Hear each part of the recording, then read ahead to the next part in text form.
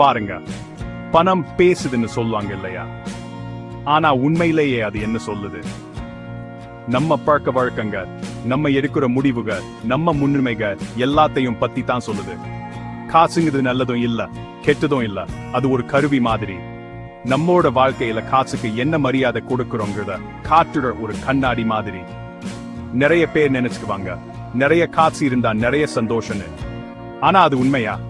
இல்ல நம்ம மனசுக்கும் பர்சுக்கும் இன்னும் ஆழமான ஒரு தொடர்பு இருக்கா? இந்த வீடியோல காசுக்கும் மனசுக்கும் உள்ள உளவியல் பத்தி கொஞ்சம் ஆழமா பார்க்கலாம்.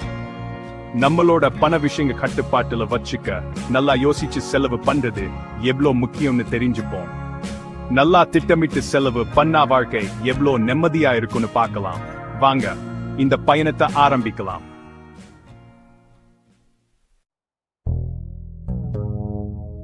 நம்ம மனசு ரொம்ப வலிமையானது. நம்ம நினைக்கிற நிஜமாக சூரிய சக்தி நம்ம மனசுக்கு இருக்கு. காசு விஷயத்துல இது ரொம்பவே உண்மை. காசுக்குன்னு ஒரு மனப்பான்மை வேணும். அதுக்கு முக்கியமான விஷயம் தேவைகளுக்கும் ஆசைகளுக்கும் வித்தியாசம் தெரிஞ்சுக்கணும்.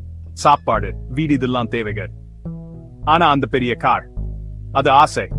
நம்ம ஆசைகள் கட்டுப்படுச்சுனா காசு நம்ம கட்டுப்பாட்டுல வரும். இன்னொரு முக்கியமான விஷயம் திருப்தி. இந்த உலகம் ரொம்ப பெருசு, நம்ம அதுல ஒரு சின்ன பகுதி தான்.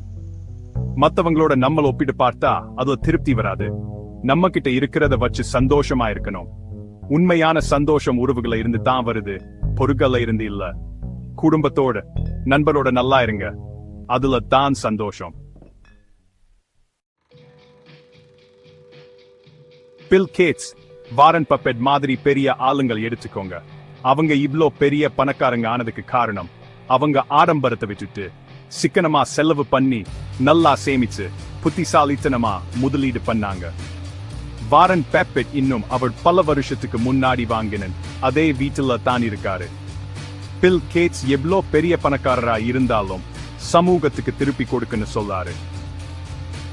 காசு சம்பாதிக்கிறது மட்டும் தான் வாழ்க்கை இல்ல, நல்ல விதமா வாடுறதுக்கு காசு ஒரு கருவி, அவ்வளவுதான்.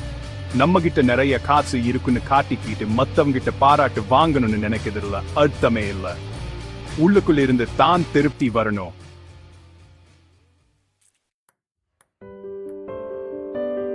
வாழ்க்கையில எதுவும் எப்போ வேணாலும் நடக்கலாம். செலவுகள் திடீர்னு அதிகமாகலாம், உடம்பு சரியில்லாம போகலாம், மார்க்கெட்ல ஏத்து இறக்கம் வரலாம்.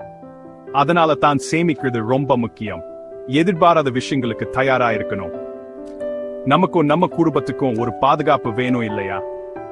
சிக்கனம்னா கஷ்டப்பட்டு வாழணும்னு அர்த்தம் இல்ல. நம்ம செலவுகளை கவனமா இருக்கணும், அவ்வளவுதான். இது எனக்கு ரொம்ப அவசியமா? இதைவிட குறைஞ்ச விலையில இதே மாதிரி கிடைக்குமா? இதெல்லாம் யோசிச்சு செலவு பண்ணணும். நம்ம உழைப்புக்கு, நம்ம முயற்சிக்கு, நம்ம எடுக்கிற முடிவுகளுக்கு நம்ம தான் பொறுப்பு. ஆனா சில விஷயங்கள் நம்ம கையில இல்ல. மார்க்கெட்ல பெரிய இறக்கம், உலகெங்கும் பரவுற நோய், இதெல்லாம் நடக்கத்தான் செய்யும். நல்ல ஒரு எதிர்காலத்தை உருவாக்கணும், நல்லா திட்டமிடணும், கட்டுப்பாடா சேமிக்கணும். நம்ம கையில இல்லாத விஷயங்களை ஏத்துக்கணும். நம்ம கையில இருக்க விஷயங்கள, அதாவது நம்ம பழக்க வழக்கங்கள, நம்ம எடுக்கிற முடிவுல கவனமா இருக்கணும். அதுல தான் நம்மளோட காசு சம்பந்தமான விஷயங்க எல்லாம் சரியா இருக்கும்.